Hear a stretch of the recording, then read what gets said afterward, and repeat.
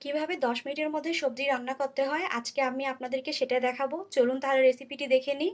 আমি চুলায় pressure cooker বসিয়ে তাতে পরিমাণ মতো সিম, আলু ও গাজর দিয়ে নিচ্ছি। আপনারা আপনাদের পছন্দ মতো যে কোনো সবজি এখানে অ্যাড করে নিতে পারেন। তারপর এতে দিয়ে দেবো পরিমাণ মতো পেঁয়াজ কুচি, কাঁচামরিচ, আদা রসুন বাটা, লবণ, সামান্য পরিমাণে হলুদ ও সামান্য পরিমাণে তেল দিয়ে এটাকে ভালোভাবে কষিয়ে নেব কিছুক্ষণ। কষানো হয়ে গেলে এখানে সামান্য পরিমাণে পানি দিব। পানি বেশি দেওয়া যাবে না, এতে করে সবজি গলে যাওয়ার সম্ভাবনা থাকে। তারপরে প্রেসার কুকারে ঢাকনা লাগিয়ে 2টা সিটি দিয়ে নিব। 2টার বেশি সিটি কিন্তু দেওয়া যাবে না। তারপরে চুলায় আমি একটা কড়াই বসিয়ে তাতে পেঁয়াজ কুচি ও রসুন কুচি গোল্ডেন ব্রাউন করে ভেজে নেব। গোল্ডেন ব্রাউন হয়ে আসলে এতে দিয়ে দিব 5 ফোড়ন, দিয়ে এটাকে আরও কিছুক্ষণ ভেজে নিব। তারপর এতে দিয়ে দিব সবজি। সবজি দেওয়ার পর এই 5 ফোড়নের সাথে সবজিটাকে ভালোভাবে মিক্সড করতে হবে। ভালোভাবে মিক্স করে এটাকে চুলায় আমরা আরও কিছুক্ষণ জাল দিব। কিছুক্ষণ পর চুলা থেকে নামিয়ে নিলেই রেডি হয়ে গেল আমাদের মজাদার সবজি।